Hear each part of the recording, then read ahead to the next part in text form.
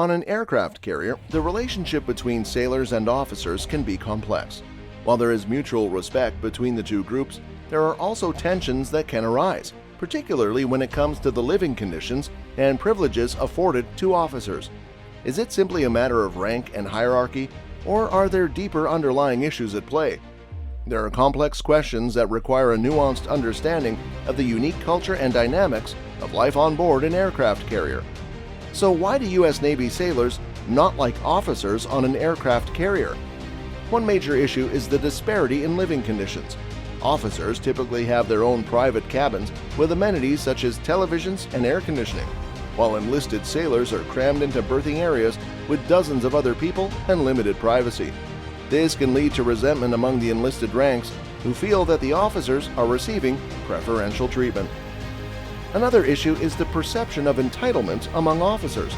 Some enlisted sailors feel that officers are given more leniency when it comes to following rules and regulations, or are given special treatment in other ways. This can create an atmosphere of favoritism that can breed resentment and a lack of trust. The hierarchy of the military is well defined, with officers being in positions of authority over enlisted personnel. However, this can lead to a perception that officers are above the rules that apply to everyone else. For example, if an officer is caught breaking a rule, some enlisted sailors may feel that they will receive a lesser punishment or escape consequences altogether.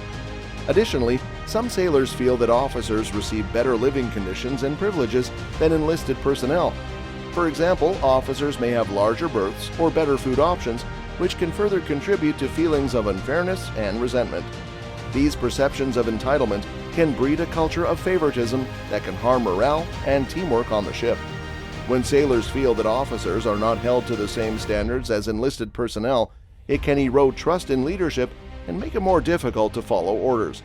However, it's important to note that not all sailors hate officers. Many enlisted personnel have positive relationships with their superiors and recognize the important role that officers play in maintaining order and discipline on the ship.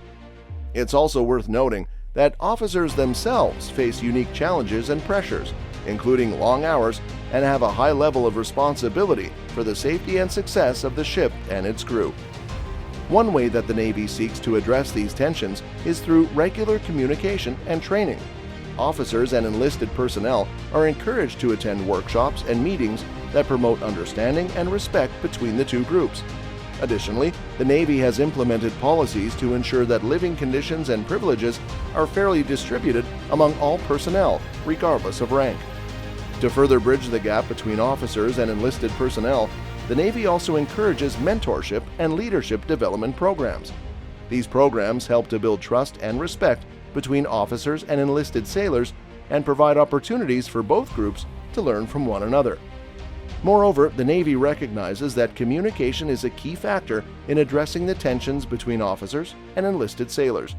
The Navy leadership encourages open and honest communication and provides channels for sailors to voice their concerns or grievances. This helps to ensure that any issues are addressed promptly and effectively. It is worth noting that the tensions between officers and enlisted sailors are not unique to the Navy, as they can be found in any hierarchical organization. However, the Navy's emphasis on communication, training, and fairness helps to mitigate these tensions and ensure a positive working environment for all personnel. Ultimately, the success of any mission aboard an aircraft carrier depends on the ability of officers and enlisted personnel to work together as a team.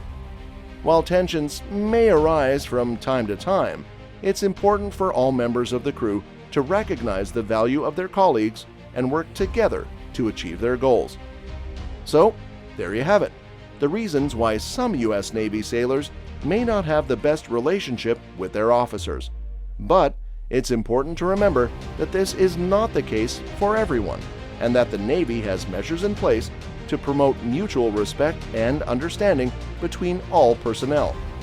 What are your thoughts on this topic? Have you or anyone you know experienced tensions between officers and enlisted sailors? Let us know in the comments below. And if you haven't already, make sure to hit that subscribe button for more informative and interesting content.